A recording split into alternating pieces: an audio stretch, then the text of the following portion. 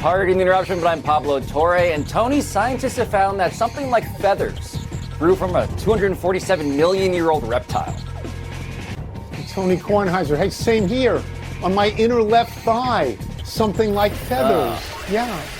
You should probably How do get you that think checked they out measure that? at some point. How do they measure that it's a 247-million-year-old reptile? I mean, really. I believe it's I don't want to sound like Wilbon, but we can't be that exact. We just can't be that. Well, come on. You're anti-dinosaur analytics? Come on. I'm not, well, Wilbon would be, but I'm not. I'm just questioning it. Welcome to PTI, boys and girls. Wilbon has a day off. I'm joined by our great friend, the host of the podcast, Pablo Torre Finds Out, Mr. Pablo Torre. And we begin this all-football segment with word from new Chicago Bears coach Ben Johnson that his goal for second-year quarterback Caleb Williams is to complete 5% of his passes. The NFL produced 4,070 from four quarterbacks last season: Geno Smith, Joe Burrow, Baker Mayfield, Jared Goff. Pablo, are the Bears and Caleb Williams setting reasonable goals? Yeah, I think it's reasonable because 4,000 yards, again, back in my day, that was a big deal. It's less so now. A very passing-heavy league that feels like it's something that's achievable. Also, 70% completion is also something that feels doable for a parallel point. But the thing about this, and why I'm so glad to be here with you as always, sitting in Mike Wilbon's chair, is that I get to be the one to say the Bears have had as many 4,000-yard passing seasons as you and I have. That's right. The comedy of this. That's the right. bar for them ain't that high. Drew Brees has done it alone by himself 5 times. Bears 0 entering 2025. So reasonable, quietly achievable, but also very funny because of the tragic comedy of Bears quarterbacks. I agree with all of that. I mean, it's obviously achievable because 4 guys did it last year, but only 10 lifetime have ever done this. And I would point out this, that none of the people who did it last year were in their second years as quarterbacks, and none of the people who did it last year were on a losing team. And the Bears were 5-12. Let me check my notes. Yeah, so it's a steeper hill. It's a steeper hill for Williams. But I agree with you.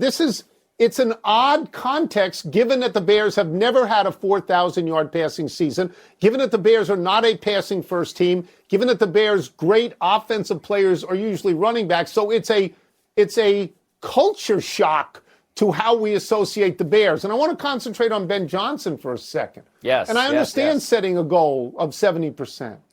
He's just spent a few years in Detroit with Jared Goff. Jared Goff is one of the 4 people who did this last year. I believe, and I could be mistaken, that Jared Goff has gone over 4,000 yards, I think maybe 3 years in a row. So I'm wondering, Pablo, does Ben Johnson have stars in his eyes? Do Ben Johnson and Caleb Williams, are they setting a realistic goal for them? That's the part I don't know. Yeah, I'm checking my stats here about Ben Johnson. And look, you're right. The whole thing with Ben Johnson and Jared Goff, the reason why Jared Goff was sort of reinvigorated, almost revived relative to his reputation is because he and Matt LaPorta figured something out. They have a tight end in Detroit under Ben Johnson where he was a key aspect of the passing game. And good news for Mike Wilbon is that Caleb Williams has Cole Kmet. So they have the ability to do something quite parallel this season. That's why Ben Johnson should be actually quite optimistic about all of it. And Caleb Williams can do it. We saw that at USC. But again, you got to point something out. As a rookie last year, he was overshadowed by another rookie, Jaden Daniels. And Jaden Daniels' numbers were about 3,600 yards and 69% completion. So he didn't hit those numbers either. I just don't want this to seem like a walk in the park, because it is not. It is not. Well, it's not, because it's also, once again, the Chicago Bears. But I want to move to money issues. At Maryland college football now, head football coach Mike Locksley told reporters yesterday, Tony, that he lost the locker room during last year's 4-8 season because picking and choosing which players to spend money on led to a culture of haves and have-nots. Now, he said that he will not let those divisions happen again this season, adding, quote, "If I have to put my desk in that locker room, I will," end quote. So, Tony, what did you make of that explanation? Okay, so Mike Locksley is trying to explain away a 4-8 season, 1-8 in the Big Ten. He had 3 winning seasons in a row, I believe, and went to 3 bowl games in a row. Now, but let's not get carried away with what that means, because he never, ever contended for the Big Ten title. And it takes a lot of gas at Maryland, by the way, because his combined record against Ohio State and Michigan and Penn State is 1-14. All right? So let's look at that context. But what he says merits a discussion here. He is saying, because of money, I lost this team. And this ought to be a lesson for every college football coach out there, that if you don't, now that money is available, if you don't smoothly and skillfully handle the payments of that, your team could dissolve. I would think that Nick Saban, if you asked him, what are some of the reasons you left? One of the reasons would be just this particular thing. And Alabama has tons of money, and nothing matters more in the state of Alabama than college football. That's not true in Maryland. Maryland's a basketball school. In fact, their basketball coach, their most recent basketball coach, Kevin Willard, quit at the end of the year because he said, we don't have enough money to compete in the Big Ten. Right. Tony, I think about this the way I think about the internet, and I think about you when I think about the internet, because you have a position that I find to be validated every day. You hate the internet. It's the worst thing Tony ever happened. It's terrible. Quote you 4 seconds ago. You're also not on the internet. So that's one solution if you want to hate the way that the world works.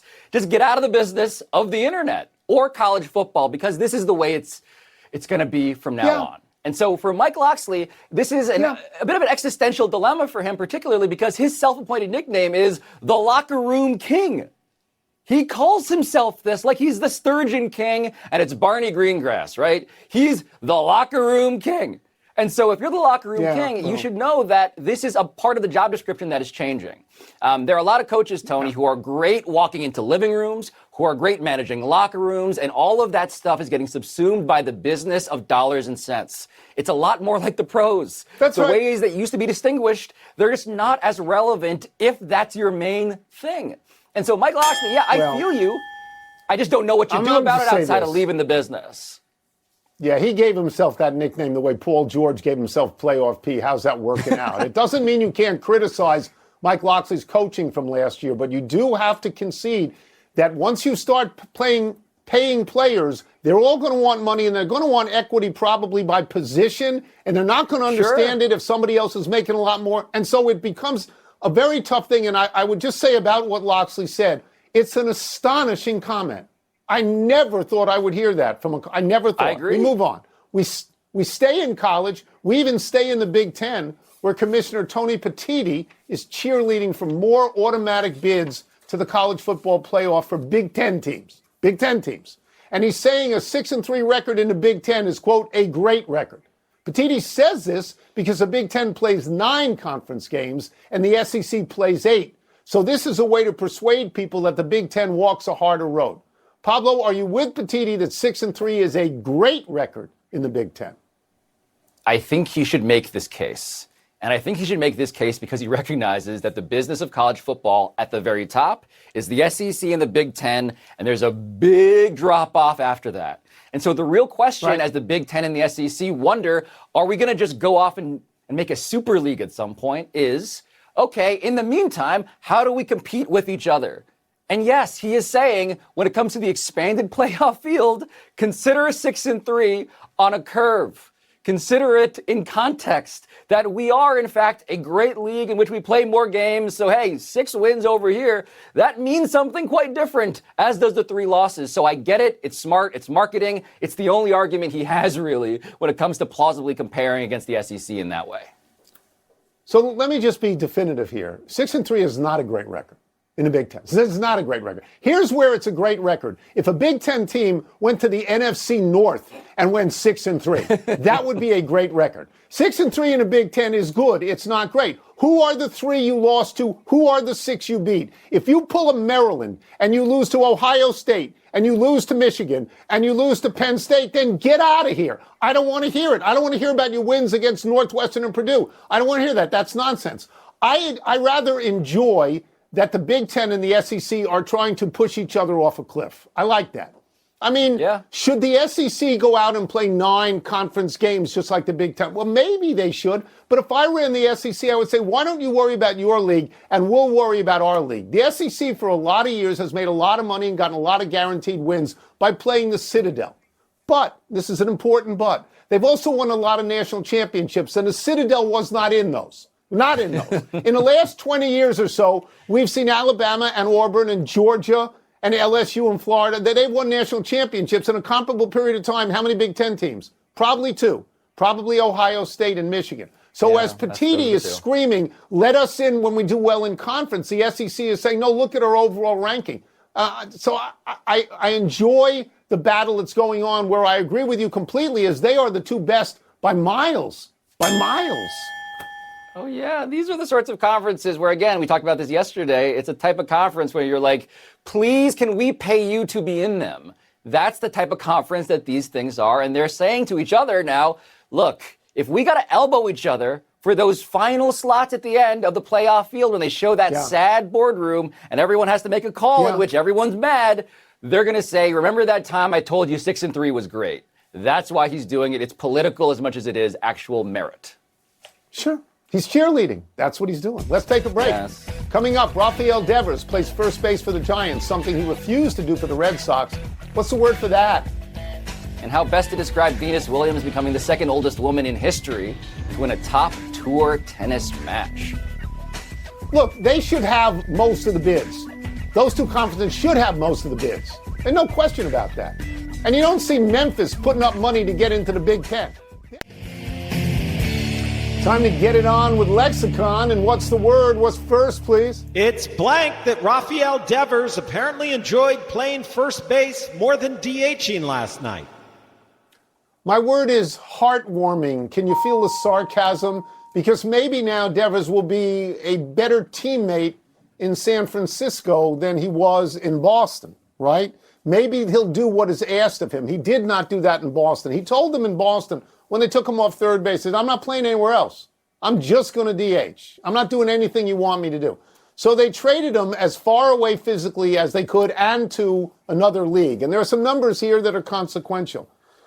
Since arriving in San Francisco, Devers is batting .227, even with 2 hits last night. He has 2 homers and 11 RBI in 30 games. That's not great. The Giants are 12-18 with him in the lineup, and that's not great. Yep. Boston without him in the lineup is 17-13, and that's not great, but it's a lot better than 12-18. And so maybe Rafael Devers has realized that he has to try to rebuild his shattered reputation. That got romantic at the end, rebuilding the shattered reputation. My word, by contrast, is ex-boyfriend-ish. This relationship, the new relationship Devers is in, is not going well, as you surmise. And it's sort of like when the only revenge you have is to do the thing, finally, that your ex kept on asking you to do, that you refused to the whole time, only to reveal that I'm kind of into this now. I hate dancing. Now you're on the dance floor. I hate doing the dishes. Now you're Mr. Clean. This is Rafael Devers just trying to twist the resemblance of what is left of a knife in the Red Sox because they're thinking, this is all we wanted from you. And finally you do it when we're apart. It's romance gone wrong. It is ex-boyfriendish. That's why you went to Harvard. That was a screenplay. You just wrote a screenplay on the PTI show. I really like that. I'm going to shut up on the next one. What's next? It's blank that Venus Williams won a professional tennis match at the age of 45. So my word is terrific. And most of why I say it's terrific is because my son and his wife and their boys went last night. And they saw Venus Williams. And they were enthralled by Venus Williams. This tournament, this DC tournament, is sort of a stepping stone tournament for the U.S. Open. It's on hard court. It lasts for about 2 weeks, and it draws some pretty big names. Francis Tiafoe is in it. Ben Shelton is in it. I think Taylor Fritz is in it. Emma Navarro is in it. Jessica Pegula is in it. I think Naomi Osaka is in it. Venus is in it because she played for team tennis for the Washington Castles, and the owner of the Washington Castles, Mark Ein, runs this tournament. So they have a lot of history. Look, 45 is 45. She's not going to win the tournament. I didn't even think she'd win any matches at all. I don't think she's going to win the next one against the 5 seed. But she won last night, and that was great because she's an all-timer. She has 7 majors. This is a wonderful moment. Yeah, I'm going to go hyphen-ish again, though. I'm going to go no-hitter-like because listening to you talk about how Michael took the family to go see this, of course, in person, you see a no-hitter and it's fantastic. And you say to everybody, everybody you know, you won't believe what I saw. But then you get the push alert, Tony, on your phone, a little alert, and says a no-hitter. And you're like, there are a lot of these. And you don't really think about it. No-hitter-like, because what is so spectacular at this point in modernity happens often enough, 40-something-year-old athletes doing good things, that it feels kind of almost expected, which is kind of sad, I must admit. Not of a 45-year-old. No. Oh, but we're in the era of LeBron and Tom Brady. This is the thing that mid-40s... Different sports. I'm just saying. I mean, I wish I reacted was older in a different way, match. but I didn't. Yeah. No, it's objectively incredible, but I think it's a very small, special moment. I think. That's final word. Let's take one last break, but still to come, Jacob Young of the Nats. We're doing the Nats on this show? Makes it improbable catch. The Nats made this show? Really? And Lionel Messi, meanwhile, in the real world, decides whether he'll be playing in tonight's MLS All-Star Game. Have you ever been to a no-hitter? Have you been a no-hitter, a perfect game, anything like that? Harrelson. Here's the connection for the actor to a sports show. One, the possibility that Cheers was a sports bar, considering Sam Malone was a former Red Sox pitcher. Two, Harrelson was tremendous in White Men Can't Jump, as was Wesley Snipes. Three, he was a bowler in that very weird movie Kingpin. Harrelson has been nominated for 3 Academy Awards, most recently in 3 billboards outside Ebbing, Missouri. I love Harrelson now in those commercials he does with Matthew McConaughey, particularly the one where McConaughey gets splashed by a passing car. Now, I have no idea what product they're selling, but I really like the commercials. I have no idea the product either. I just remember that we talked about magic mushrooms at the top of yesterday's PTI show. And there is a podcast in which Ted Danson and Woody Harrelson apparently reminisce around how Woody got dosed pretty heavily and loved it, while Ted Danson was absolutely horrified and had a panic attack. So, also happening in that universe. Yeah. Podcast in the news. Happy anniversary, Nomar Garciaparra. We could have done Nomar's 52nd birthday today, but instead we're doing this anniversary. On this day 23 years ago, Nomar hit 3 consecutive home runs in a span of 2 innings, accounting for 8 RBI and a 22-4 drubbing of the Devil Rays on his 29th birthday. Nomar's career batting average was .313. He won 2 American League batting titles, Rookie of the Year, and was a 6-time All-Star. Over a 20-year period beginning in the early 80s, the American League had the following people at shortstop: Cal Ripken Jr., Nomar Garciaparra, and Derek Jeter. That's as good a group of shortstops as any league has ever had. And Nomar, who I always remember for both hitting .372 at one point, also his, of course, routine at the plate, Tony, and also the way that his name got pronounced by everybody in Boston, including my future father-in-law, it turned out. It was the aesthetics, is my point, as well as the substance. Nomar.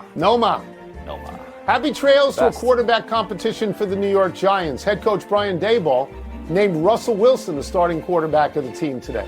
That means that first-round draft pick Jackson Dart, free agent arrival Jameis Winston, and third-year backup Tommy DeVito will compete for supporting roles. The 36-year-old Wilson is a 10-time Pro Bowler, but he joined the Giants on a 1-year deal, which makes you wonder how deeply committed the Giants are if Wilson gets off to a slow start. Yeah, look, they have options, but the whole thing with the middle-class level bridge quarterback is that you could make it work. Tony, we saw this with Sam Darnold and the Vikings. You don't need him to be Mr. Forever. You just need him to be Mr. Right Now, and Russell Wilson could be that for them. Yeah, they're playing the season this year. You don't have to worry about next year. We got one other note here, a note on 40-year-olds. 42-year-old Justin Verlander got his first win of the season. He is now 1-8. Here we go to the big finish if we could. Go ahead. No, Ohtani just hit another home run, by the way. Yeah. Well, okay. There we go. But he's not 42, is he? UNC football announced it's completely sold out for Bill Belichick's first season. You impressed, aren't you? It's a 51,000-seat stadium, and of course I'm obsessed with Bill Belichick. Everybody knows that. Leo Messi and Jordi Alba will not play in tonight's MLS All-Star Game, Tony. Your thoughts? My thoughts are the All-Star Game doesn't mean squat. And Lionel Messi will play in whatever Inter-Miami game he wants to, and nobody's going to tell him he can't because he is the league at the moment. TJ Watt told Graham Bensinger that it really bothers him that his Steelers teams have not won a playoff game. That makes sense, doesn't it?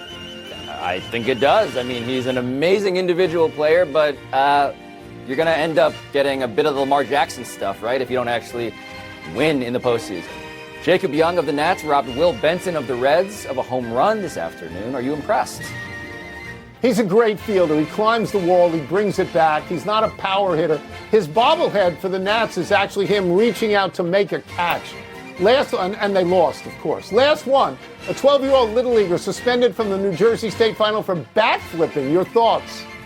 I'm told that the family is filing for a temporary restraining order, but I believe that's good parenting. A good bat flip is good parenting.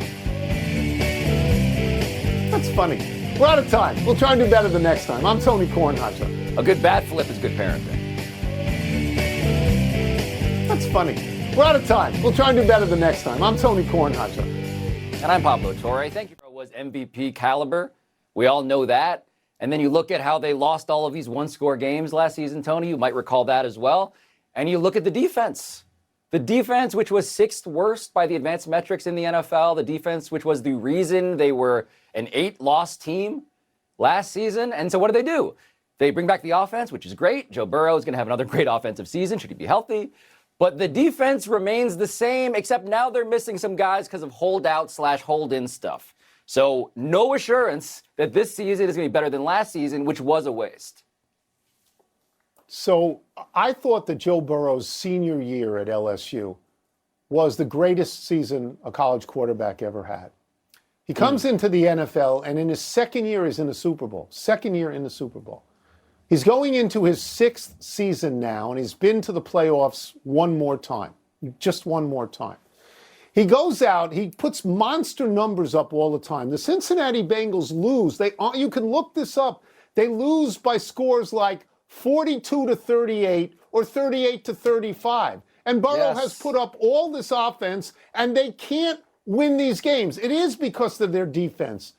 They spent a lot of money to commit to wide receivers, which they should do. But go find some more money and commit to Hendrickson, commit to the rookie that they drafted. I mean, because if you don't, Joe Burrow is going to walk in there someday like an NBA player and say, get me out right now, or I'm going to take you to divorce court and sue you for non-support. Because that's his circumstance now. Yeah, I mean, look, we marvel at a Super Bowl, and again, the Super Bowl, we always say this, it's won in the trenches. And so the hardest thing to do is to find the right quarterback, your forever quarterback, and they got it, but those trenches, that's always the story, and they've wasted that, and I've now wasted your time by repeating that, so that is it. We are done. Back to you. Good stuff.